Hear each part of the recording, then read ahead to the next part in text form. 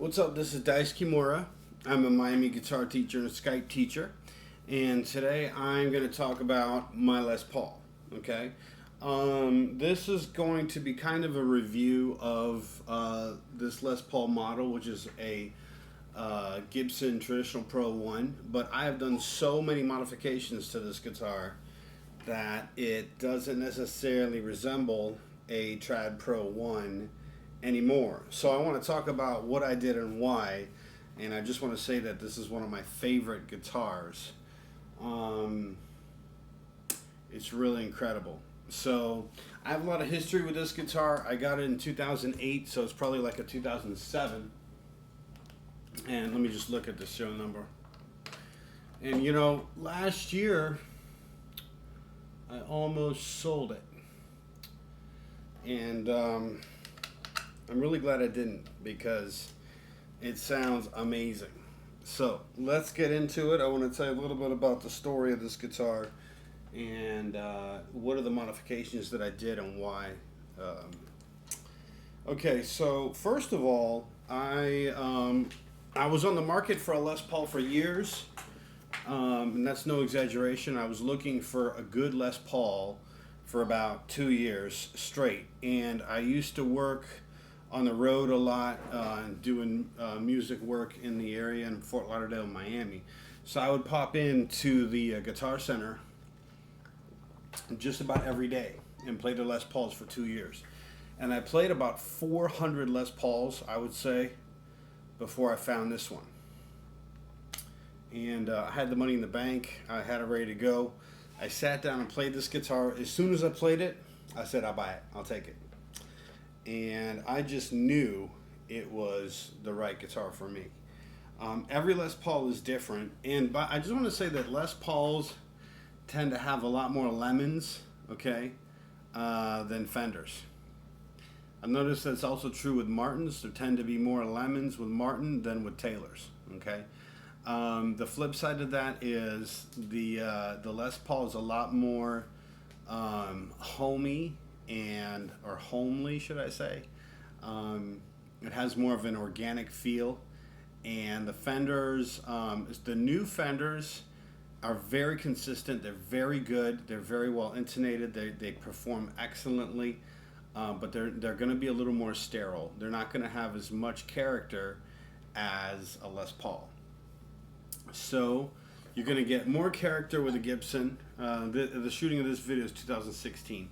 You're going to get more character, but there's also more room for problems and mistakes and mess-ups and lemons, which I'll talk about in this video as well, because I've had a lot of experience with that between myself and my students and my friends.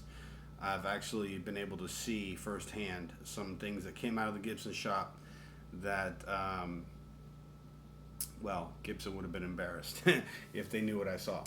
Okay, so let's get into this particular guitar. Why did I like this guitar so much? The Trad Pro 1, this is called the Trad Pro.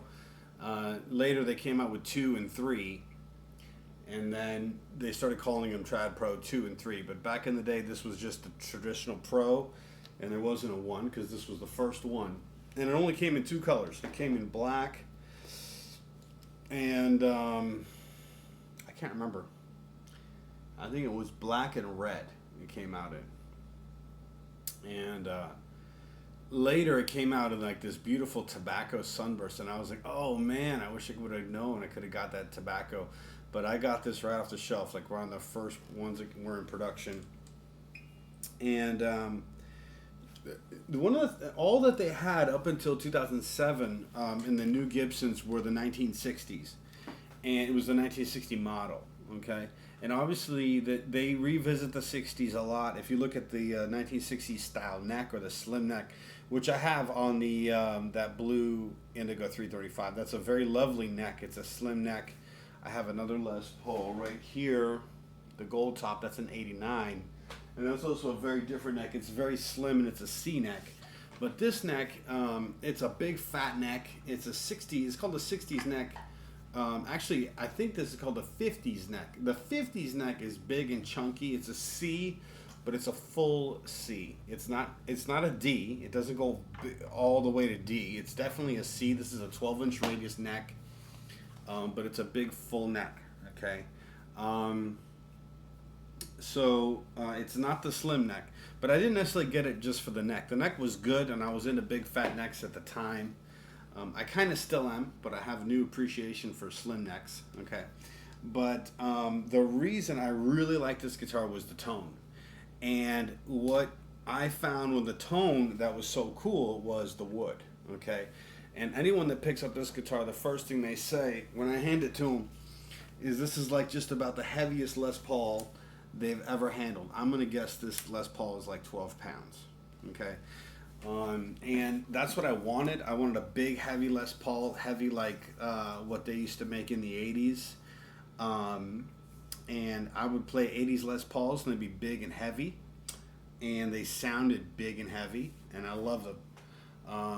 The newer Les Pauls, stuff that came through the 90s and the early 2000s, a lot of them were lighter. And I think they were just on a kick to try to make lighter guitars.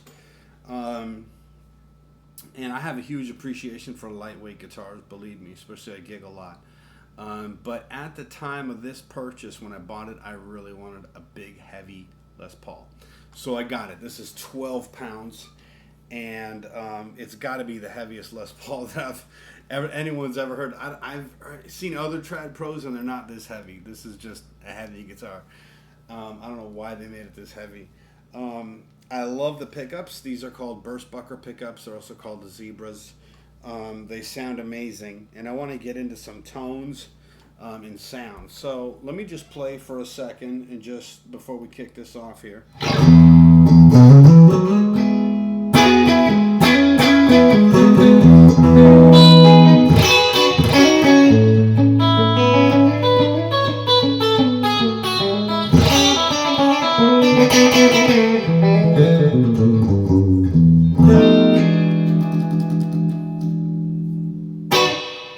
Yeah, that's halftone with the Burstbuckers. Now you got to realize that the Les Paul allows you to do coil tap. So right now these are both two full humbucker sounds in halftone.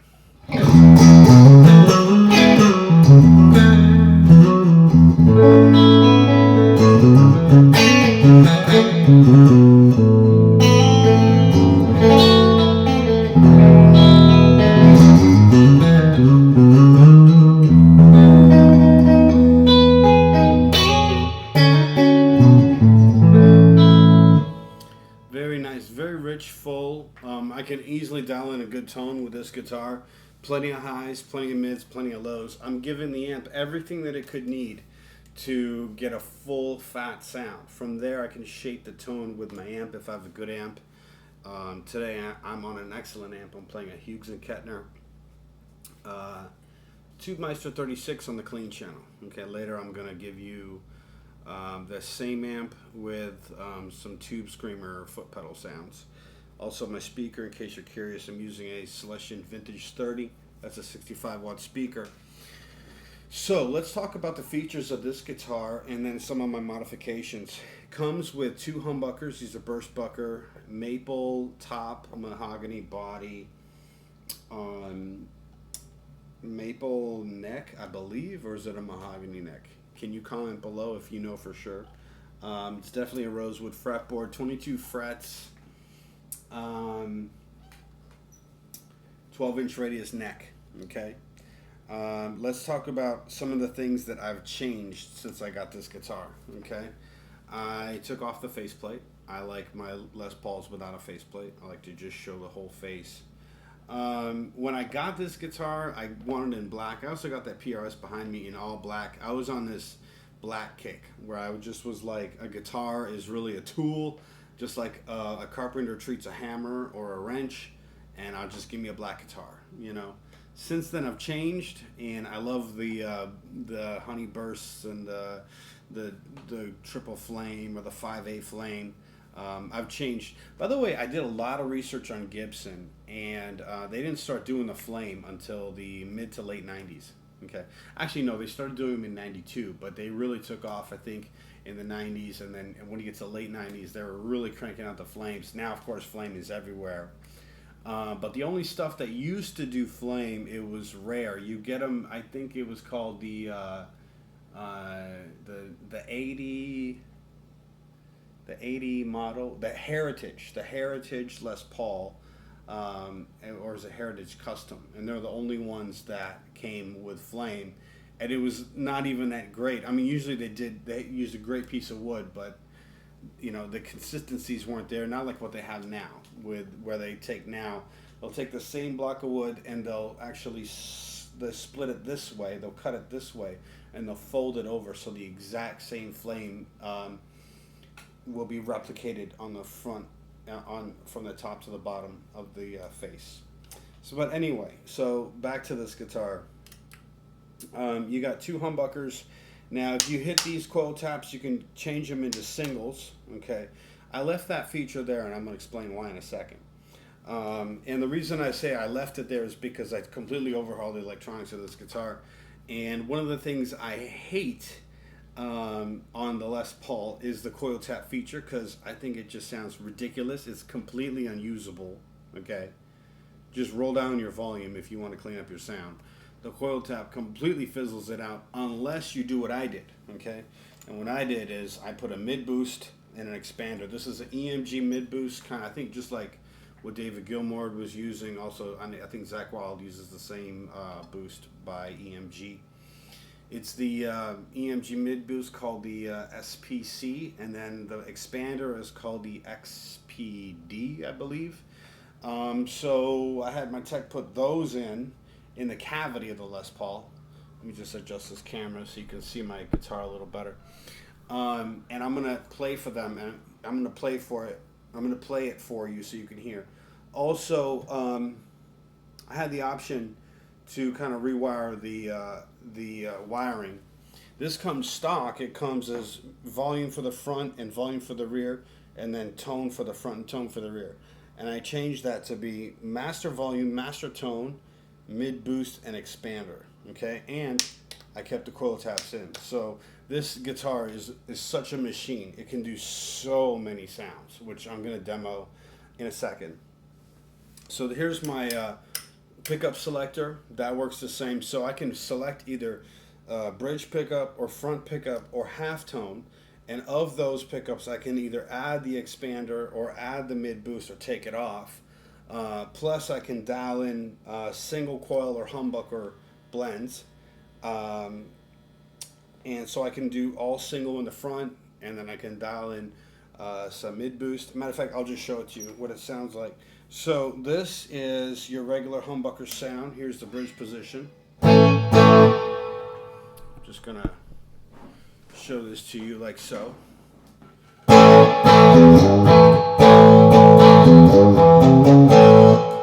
That's just clean on the Hughes and Kettner amp. Nothing in the mid boost or expander. If I put the mid boost up, you can hear it's getting angrier. Okay, I put up the expander. That's pretty mean. Actually, I'm going to roll down the volume here because I don't want to overload the camera. But you have. I use this guitar live a lot. It just comes through the speakers, no matter what the house is, no matter what kind of speaker situation. This guitar just sizzles right through it. And, I think, if you look at Eric Clapton's signature guitar, he has a similar setup. It's not called the same as the EMG setup, but Fender has their equivalent, the Fender Lace Sense or whatever it is. And he basically has a mid boost and an EQ controller, which is just like an expander. And if you're at home playing and you can just hand tweak anything you're doing to whatever song, it may not make perfect sense of why to get those electronics. But if you're touring and you're out on the road and you're in a different stadium every night, you can always get your sound if you have active pickups. And so that's why. It's not just the amp you're playing. It's not just the pedals. It's not just the guitar. You have to get your sound to go through those microphones and into the speakers of the house.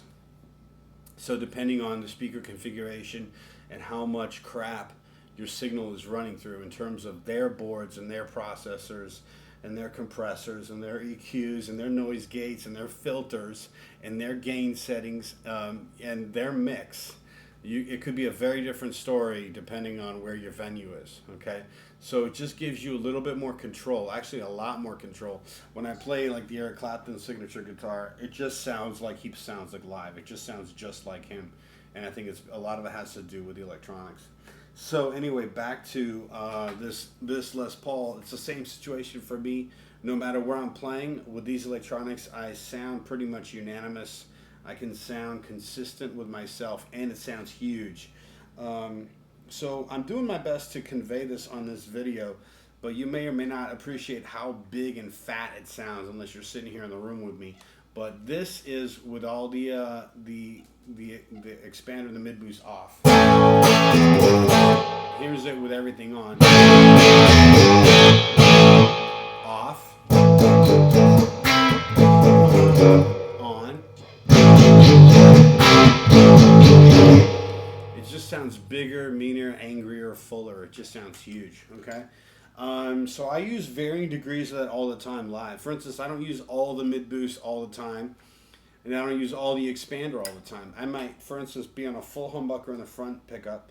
When I say full humbucker, I mean the coil tap is off, tone knob is all the way up, and I'll put just the mid boost and no expander on. Okay. This is without the expander, the mid boost. Notice it's spankier. And then I put on the mid boost. So it changed the EQ. It probably gave me more mids, but also gives me 3 dBs more boost and gain.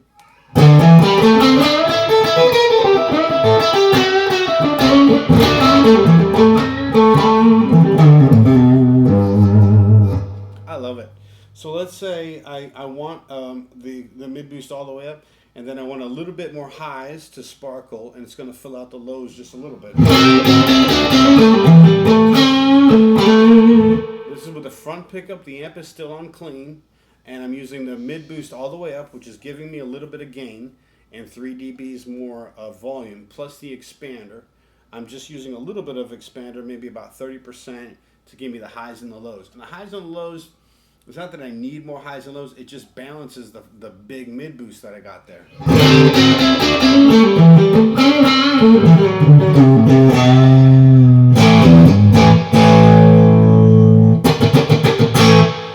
Alright, that's great, okay? That's the front pickup.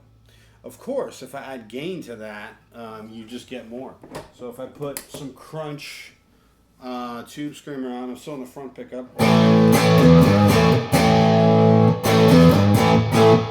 Here's with it off.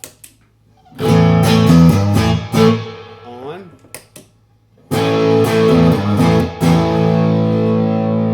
Just a little crunch. How about some more gain? Second tube screamer. Alright, I'm just going to bring up the volume just a little bit on this guitar. So again, just because I brought the volume, just to be fair, here's with it off.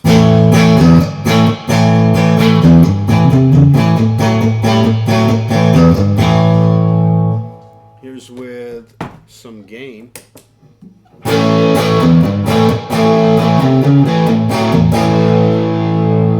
Front pickup humbucker position. Here's with the second tube screamer.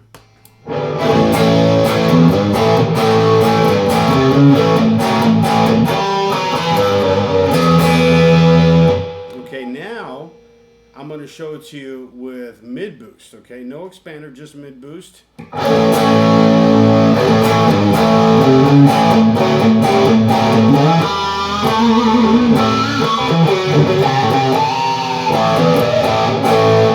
Notice the harmonics are jumping out of the guitar, and I'm on the front pickup, okay? So the mid boost just gives me a bigger, meaner, angrier sound, okay? Now I'm going to show you with the expander and the mid boost.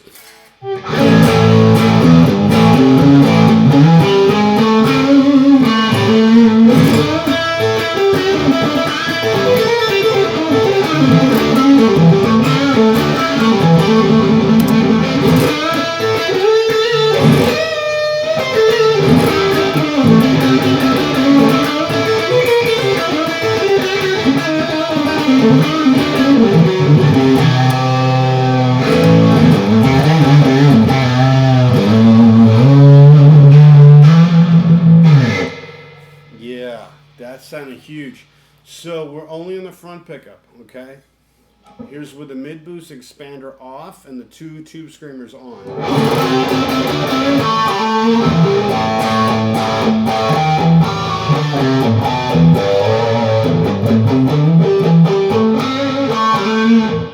Here's with the mid boost on, expander on.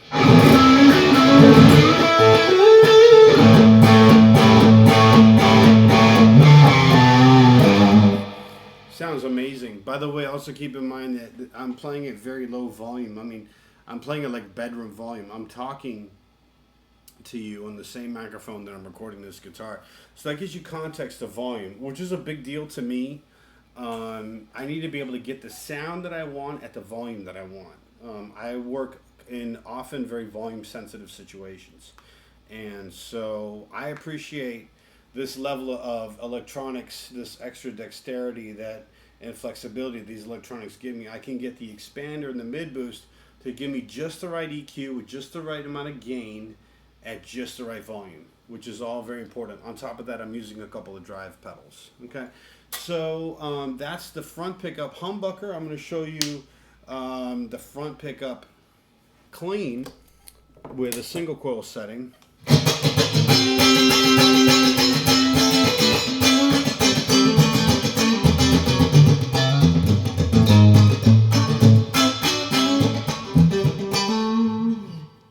Alright, that's cool. So that sounds good. No complaints there except in a band situation. In a band situation, that's a very flimsy sound. I never understood why Gibson gives you this single coil. I think it's ridiculous, actually. But because I added this aftermarket stuff to it, I put the mid boost on with the single coil, and it actually sounds pretty darn good. So watch, this is with the two pedals off. I'm clean, and I got my tone all the way up. I'm gonna put my volume all the way up. I'm on my single coil in the front, and I'm gonna just show it to you first clean, and I'm gonna add a little bit of mid boost.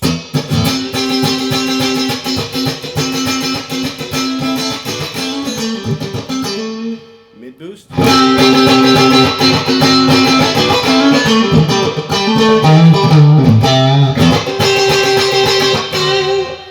That's so loud of a boost, I may even have to bring my volume down a hair. Now watch me show you mid boost with a little expander. I use the expander a lot like an EQ, so I'm basically using the expander just to give me some more highs. Volume all the way up, expander at about 50%. Wow, that's so clear. It's so crystal clear that I can actually roll the volume down now.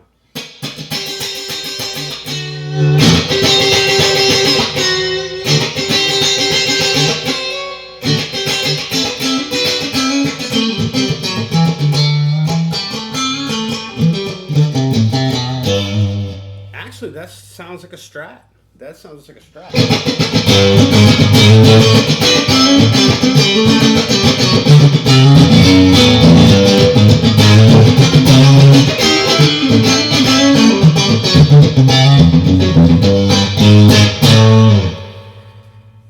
That's pretty cool.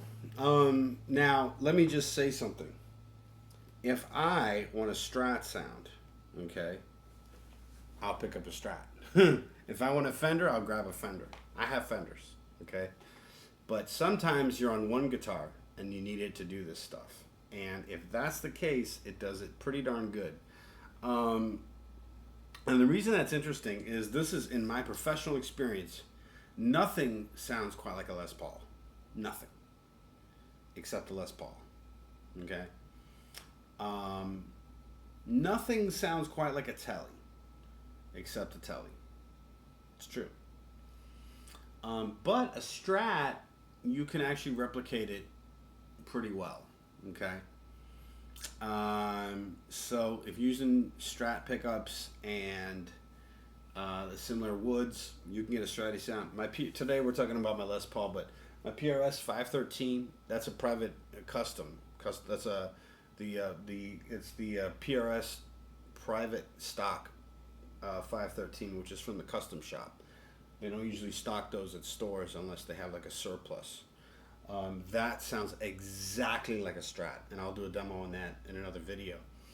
But also I got another custom Strat back here. It's a Pavel, if you can see it right there. That sounds just like a Strat as well. So Strats, and then of course my SRV is a Strat, so it sounds like a Strat. Strats are replicatable. Same thing with, now nothing is better, the best thing if you need a Strat is to play a Strat, don't get me wrong. But sometimes I'm in work situations and I play full time and I need my guitar to sound a little stratty just for one little section, but for the most part it's a Les Paul gig, you know? That's when these single coils coupled with the mid boost works great. Why not just the single coils without the mid boost?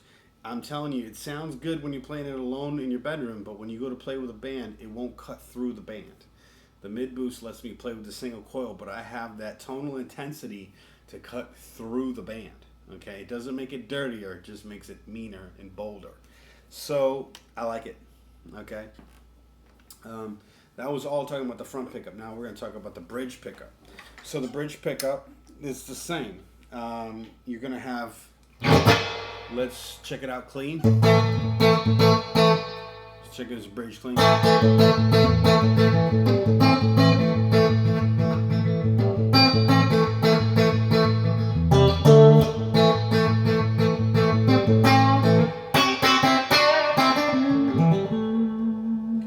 Off, just the volume is up.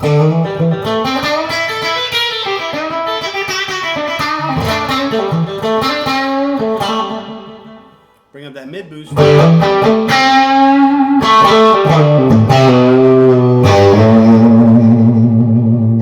Some serious gain.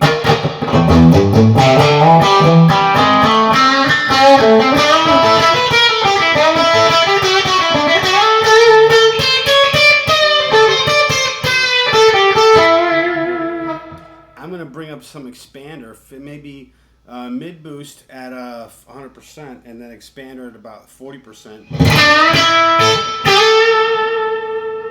I'll bring it down actually about 30.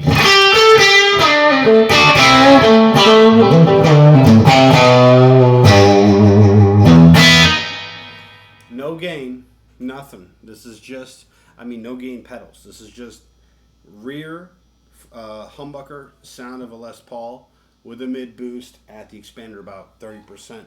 Matter of fact, I was going to show you with some backing tracks, but let me just keep playing a little bit here.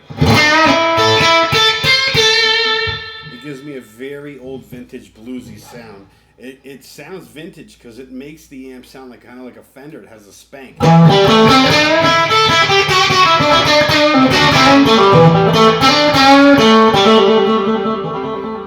Okay, here's with the backing track.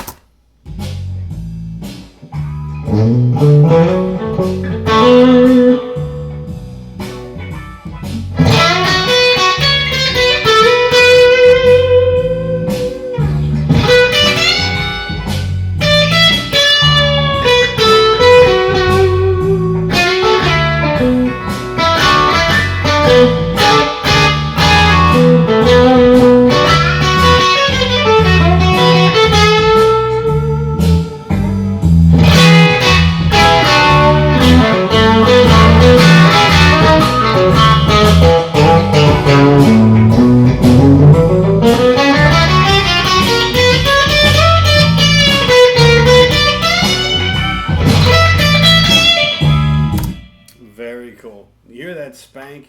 It's very distinct. It's very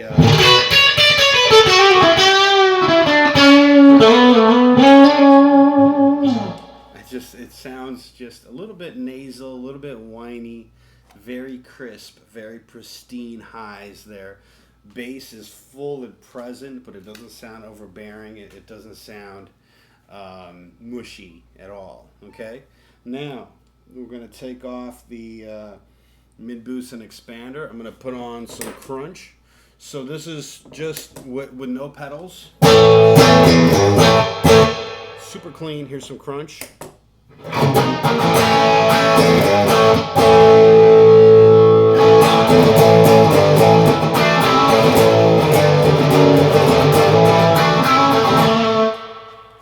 Again, notice how quiet of a volume I'm playing at. Okay? This is a huge, huge selling point. Okay? A lot of work situations I'm in, I have to get a great sound at low volume. Okay? and so do you. A lot of you watching out there, you either can't play loud or you don't have the equipment to play loud, and you want to know how to sound good in the volume state you're at. By the way, I just want to say this: it's very easy to get a great sound with unlimited volume. Okay, it's actually very easy. You just turn everything all the way up, and it tends to sound great. You get one of those old classics amp, like a Plexi or a Marshall 800 or a Fender Super Reverb from the 60s or an old Tweed or a Blackface Deluxe, like anything, even a 2016 Fender Twin, and you just turn it all the way up with maybe a tube screamer, and you couldn't be happier. I mean, it just sounds amazing.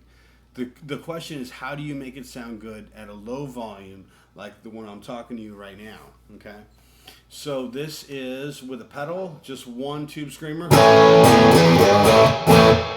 Here's two tube screamers.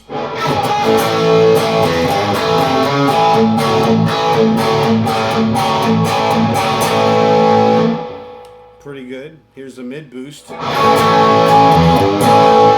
Expander.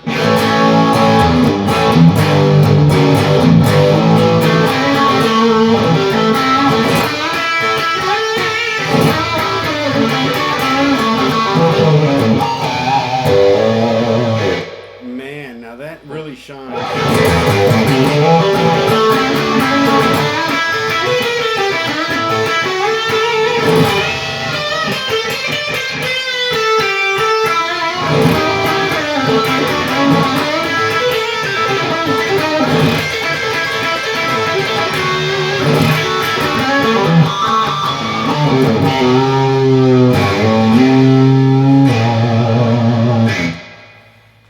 That's sick. Okay. Absolutely bananas. We can have even more fun, shall we? Let's just continue the discussion. Here's single coils. Okay. Single coil with clean.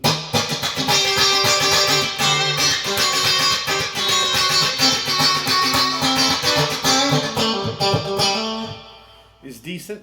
Like I said, it sounds kind of brittle. It sounds good in here, but I don't think it'll cut through the band. So if I want to cut, I'm going to add some mids without the mid boost. With the mid boost.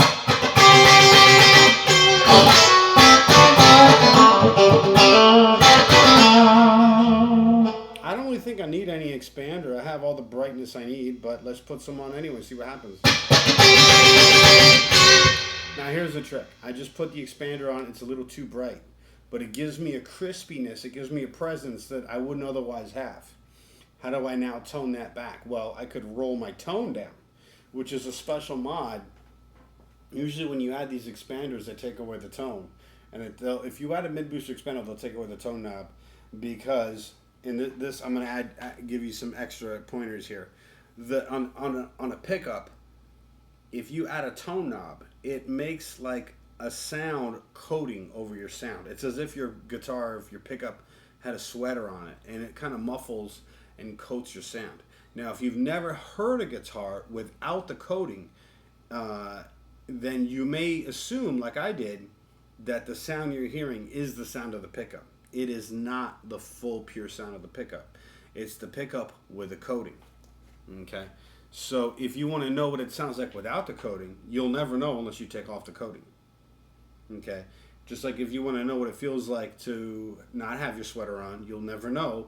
You can speculate all you want, but you'll never know until you take off your sweater. Okay? Great guitar players that don't have any coating on their pickups, well, I believe David Gilmour didn't. Yeah, I'm pretty sure Gilmour didn't do that. I know Van Halen doesn't either, and he didn't right from the beginning. And that's why with Van Halen, even from his first album in 1978, the highs are so crystal clear coming through that Marshall that it is so sparkling, spanky, crystal clear, crushing highs. How does he get it? Well, it started from, I mean, he's obviously dialing it in with the amp, but it started with the pickups, the most pristine, clear highs in the world. So these highs, what you're hearing right now, I mean, it's so much, there's so much pure highs there, it's crushing. I could roll down the tone knob a little bit.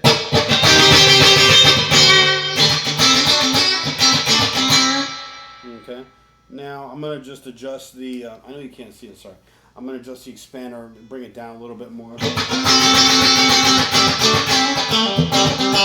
I mean, between the tone knob, the master tone knob, the expander, the mid boost, and the volume, and the single coil switch, and the pickup selector, you can get any kind of sound you could fathom. Any kind of varying degree of like warmth to spank to drive to clean to fat humbucker to single coil mid boost fat to, you know, humbucker, then fat, then expander huge. I mean, you can get any kind of sound variation that you can think of, and probably even sounds you couldn't think of.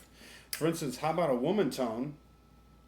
Here's your woman tone, like this. By the way, for those of you who don't know, Eric Clapton invented the woman tone, which was a Marshall with everything turned all the way up, with the Les Paul on the front pickup, with the volume turned all the way up and the tone all the way down. So if I play this Hughes and Kettner amp with the 2 tube screamers on, I'm going to be in the humbucker position, the expander, the mid boost off, and I put the tone all the way down, the volume all the way up.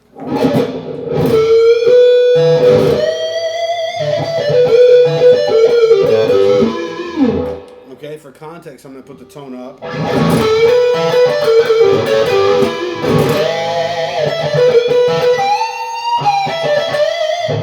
Tone all the way down. Now, what if I do mid boost all the way up, volume all the way up, expander and tone all the way down? Here's what you get.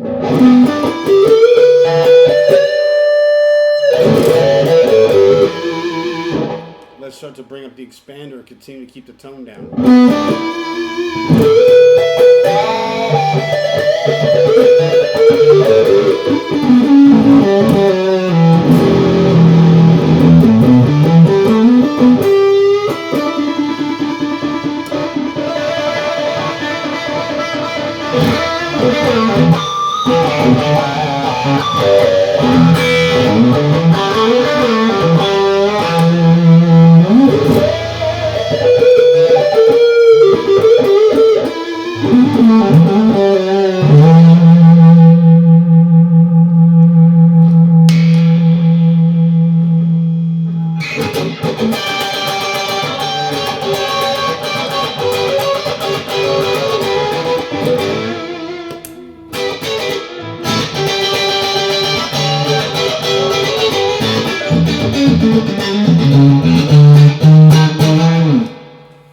Alright, so that's just so many possibilities I just show you right now that that if you're new to this technology, it's probably blowing your mind a little bit, okay? I am a full-time pro, and this is what I do for a living, and I need to have a lot of different sounds at my fingertips. If you're breaking into the market and you want to learn how pros really play and how they really think, yeah, we're using technology that's sophisticated. And that's just my guitar, folks. That's not even everything I got on the floor and in the board. I usually use more than one amp simultaneously to blend tones and blend speakers and blend tubes, and there's so many things you can do. But anyway, I'm excited to share these ideas with you. If you have any questions or want you to comment, hold on there. I'm not done with showing you everything that's been done to this guitar. All I've talked about so far is the pickups and the electronics, okay? Also, by the way, I changed these knobs. I got rid of those top hat knobs, and I put on, these are speed knobs, okay? Why did I do that? Well, the top hat's cracked after about 7 or 8 years of aggressive playing, and when they cracked, I put on some speed knobs. They're just giving me faster access, and I prefer them more.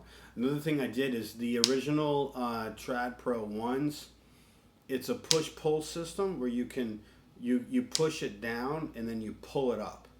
Live, I found that to be very inconvenient just because I would totally have to break my rhythm and wrap my fingers around the knob and try to pull it up without pulling it off, you know, in the heat of the moment without looking while I'm addressing the crowd. I have a microphone in my face, I'm looking at my charts. It's just really distracting. So I changed this to push-push, which you just can push it and it goes down, and you push it, it goes up. Um, Gibson has since changed their electronics to also be push-push. So they did the same thing, okay? By the way, I added a mid boost in the Trad Pro 3. They added mid boost as well. So they have push-push with a mid boost. I don't know if it's as good as my mid boost because I'm using an active EMG, but they make something by Gibson which is pretty decent. You know, maybe if you don't want to get as crazy as I did with doing all these modifications, you just go get a Trad Pro 3 and you're done. Okay. Other things that I do this to all my guitars, but I change this right away. I think it comes with plastic, and I changed it to metal. This is stainless steel, kind of a chrome look, which doesn't fully match my nickel-plated Grovers, but oh well.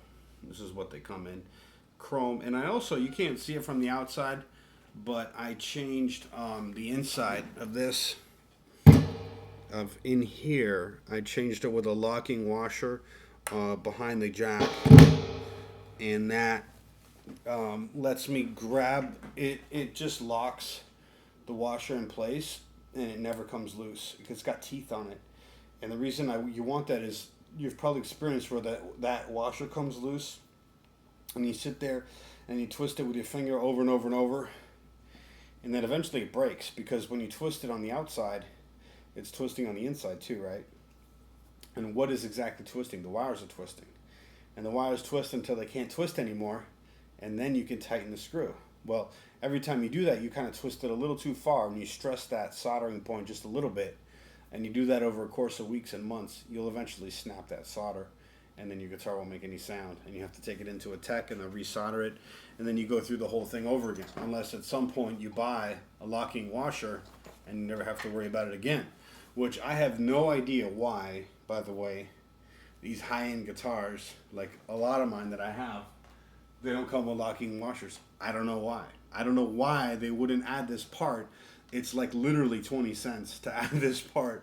But what I do as a pro, if I get a new guitar, is the first thing I'll do is I usually change the washer immediately. I'll probably just change that whole part to make it more stronger, durable, with like a Switchcraft input. This is a lot stronger input too. With a little heavy-duty cabling on the inside to give me a better gain transfer. And part of that has to do with the reason that I'm using the mid-boosted expander, that I'm giving a fatter frequency into the cable, and I needed to transfer all of my frequency over as opposed to just your regular burst bucker sounds. And they don't really expect you to do something too over the top. So if you're doing over the top electronics like what I'm doing, or if you end up doing over the top like string gauging, like Stevie Ray Vaughan or I used to do, then all your electronics need to be modified to handle that level of frequency. Strings, by the way, I'm using I almost said Diodario because I'm wearing a Diodario shirt, but I'm actually using GHS Boomer 10s.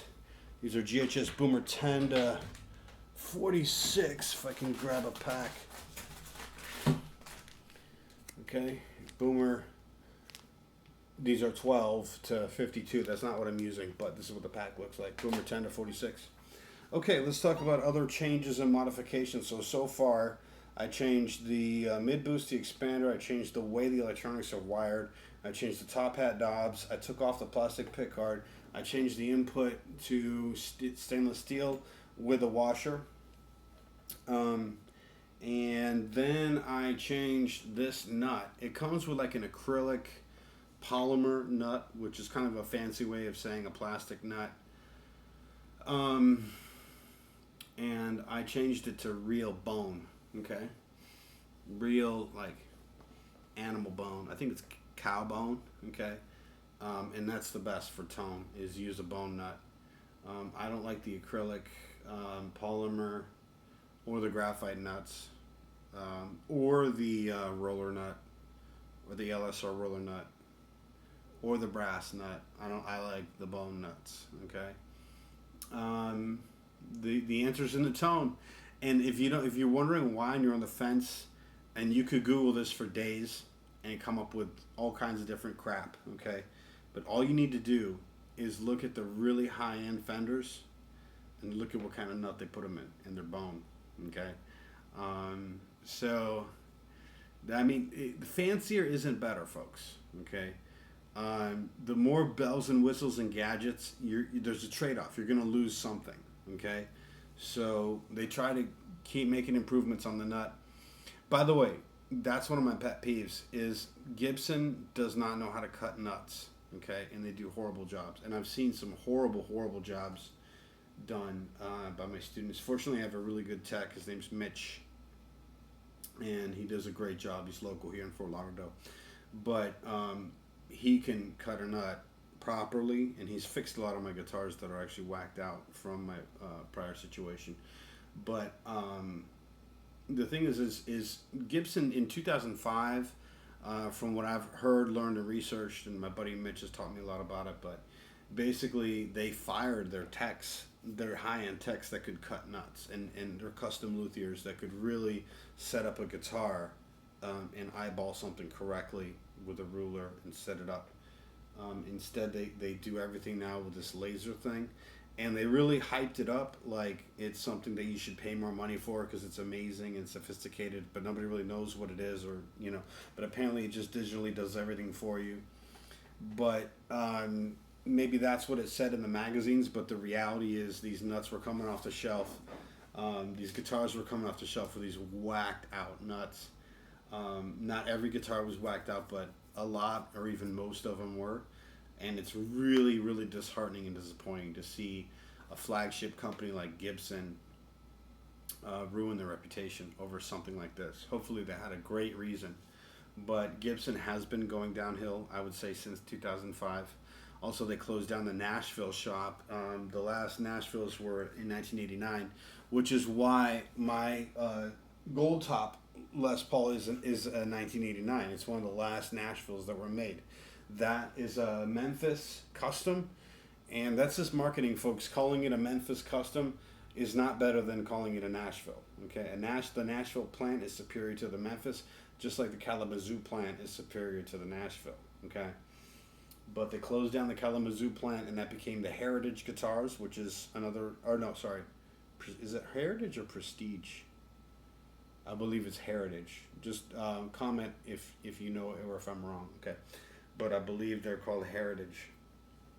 So Heritage took over, and they took over the plant, the old Gibson plant, and they make quality guitars at a lower cost. And obviously they have a smaller market, and it's a niche market. And then the Nashville Gibsons became the big craze.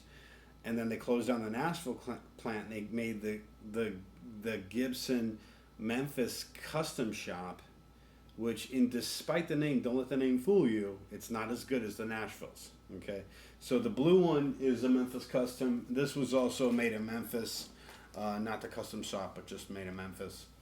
And so the made in Memphises aren't usually as good, and they may need a little extra work. Like I got some extra stuff done to this to now I feel this is as good as any Gibson. So I changed the nut to bone. I also had to get the guitar properly intonated. Believe me, your Gibson right off the shelf is not properly intonated, and it is definitely not properly intonated if you bought it off eBay or something. The only way you can know your guitar is properly intonated is if you know who the tech is that set your guitar up if you're getting it used, okay?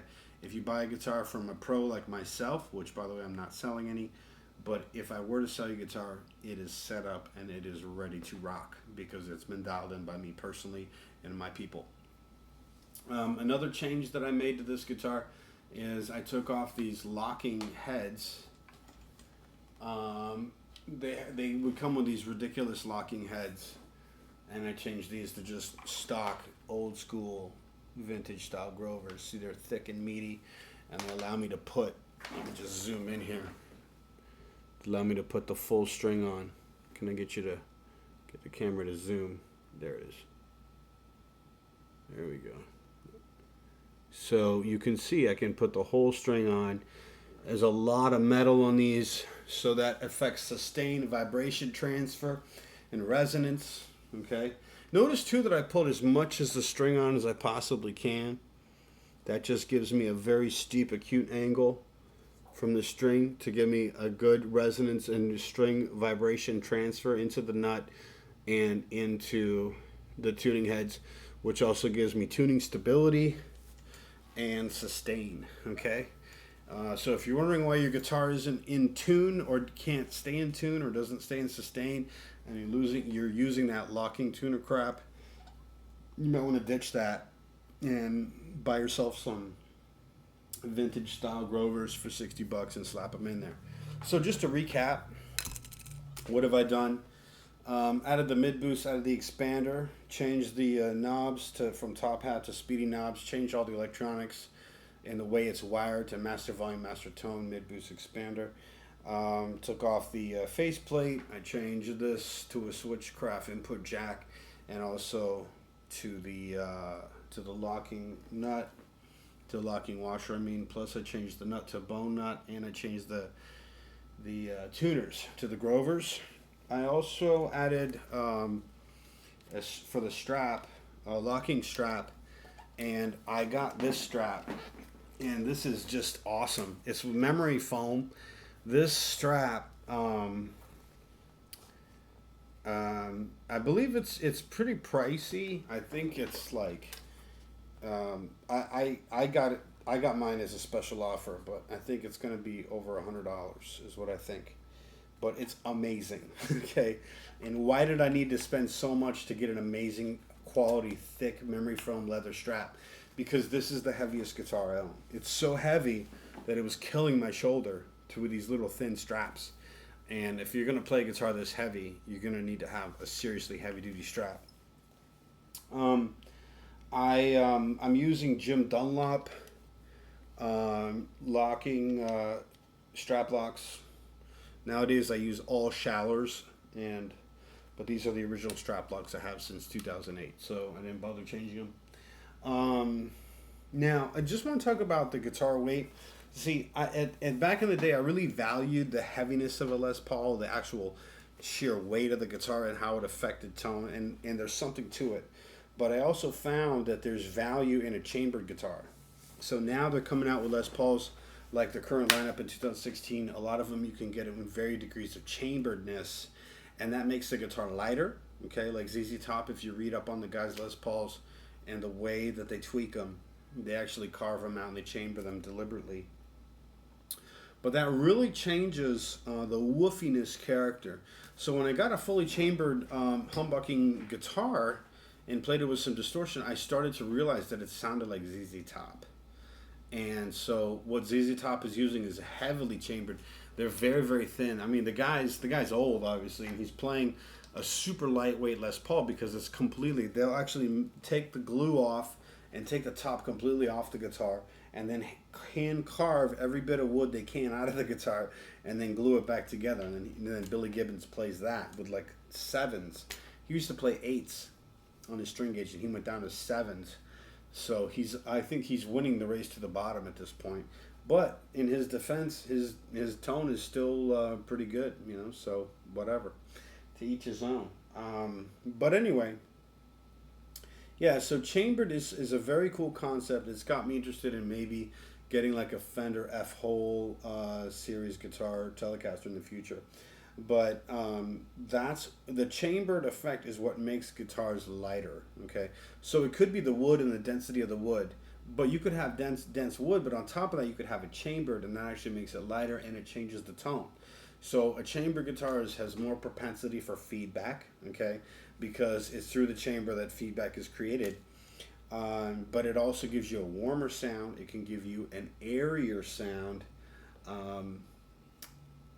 It's hard to describe, but it gives you like this woofy, airy, kind of softer, fuzzier kind of sound, which can be very desirable. Can be very nice.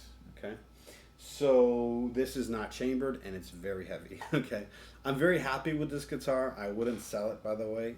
For a while, I considered selling it because I got really into the flame kick, and then I did the mods on this guitar, and then I realized that this is an absolute keeper, and I should not get rid of it at all. So what I want to do here is just jam for you a little bit. Maybe play some blues. So check this out.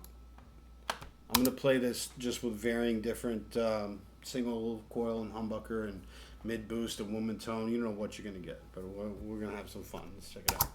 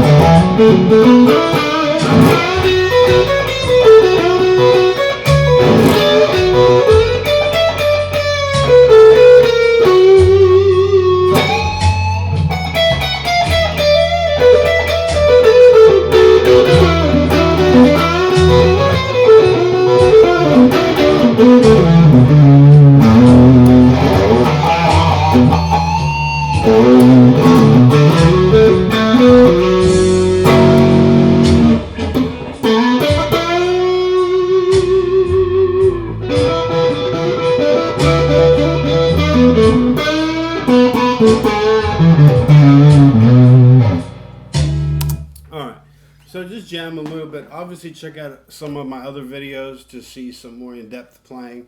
But I want to give you some background of what I do with the Les Paul. Oh, by the way, one very important thing I want to discuss. So a Les Paul is like the equivalent of like a Mack truck. Okay. So, and I kind of alluded to this earlier in the video, but there's only certain things that a Les Paul can do. Okay, a Les Paul is like a serious tool. Okay, nothing quite sounds like a Les Paul. If you want a big fat sound like a Les Paul, you should just get a Les Paul. Okay, I'm not kidding. Okay, it's very hard to replicate this level of fatness into the mix in your playing with any other instrument. If you want a different kind of sound, like a Stratty sound, you should get a Strat. If you want a telly kind of sound, you should get a telly. You know, I really think there's pretty much three sounds. Get Les Paul, telly, and Strat. Everything else is like a variation or a knockoff or an attempt to be in those three. I give it to you in another way, okay? So in cars, okay, like a new, let's say you have a new Mercedes or a new Jaguar, a very exquisite car, let's say it's like a $100,000 car, and it does a specific job, whether it's show up with class or speed or muscle or show power or prestige or style, whatever you want to show, it does a specific job. Like if you roll up in a brand new shiny $100,000 Mercedes, it has a certain message to your audience, the people that are watching you drive, and it conveys a certain message on the road. If you roll up in, let's say, equally expensive, another $100,000 vehicle, but let's say it's a Mack truck or a dump truck. You show up in a $100,000 dump truck, okay? That is the same in price, but conveys a completely different message, okay? If you go on a date, if you go on a date with a $100,000 Mercedes or you go on a date with a $100,000 dump truck, both are equally expensive, but may not be equally impressive, right? But the dump truck isn't a negative. If you need a dump truck, then you have to have a dump truck. You cannot show up to a work situation where a dump truck is needed and show up with a Mercedes and say, hey, will this do? Absolutely not. It will not do. You understand? If you need to have a dump truck, you have to have a dump truck. If you need to have a Mercedes, you have to have a Mercedes. If you need a motorcycle to do the job, then you need a motorcycle. You understand what I'm saying? If you need to have a Les Paul, then it's a Les Paul. You really can't say, oh, I need something kind of like a Les Paul, so I wonder what I'm going to get. There shouldn't be any question that you need a Les Paul. Like, that's it. And so this guitar does one specific job. It's designed to sound like a Les Paul, which is kind of like a Mack truck, okay? And you have to understand that going in. A lot of people make the mistake about guitars because they don't look at it for what it is. They look at it for what they want it to be, or what they're hoping they could get, like an all-in-one, or do a little bit of this and a little bit of that. But imagine you did that at the car dealership. I mean, how ridiculous is that? You say, well, I want to pop wheelies like I can on a motorcycle, and I want to have the horsepower and the torque of a dump truck and the hauling power of a dump truck, but I want to have the class of a Mercedes. The guy will look at you like, I don't know what to do with this guy. You know, a lot of people do that to guitar salesmen and the guitars in general. You know, the PRS 513 is probably Paul Reed Smith. That's like their best answer for those types of customers because it can do it all. But even the PRS cannot give you the fat Les Paul sound that the Les Paul can. Even though that thing can do two humbuckers in parallel positions stacked on top of each other, It's just not as big and fat and gnarly as this guy. Okay, so if you want big and fat and gnarly, you have to have a Les Paul. That's end of story. If you want to have, you know, open bell chimey sounds, you got to get a Strat. And if you want to get, you know, some serious twang and some big bottom end and some nice chunky mids, then you can get a Tele if you know how to work it. You know, but I want to leave you with that so that you're clear on what that means. Okay. So, anyways, feel free to subscribe. Hit me up for a Skype lesson if you want. I'll see you at the next video. Thanks for sticking with me.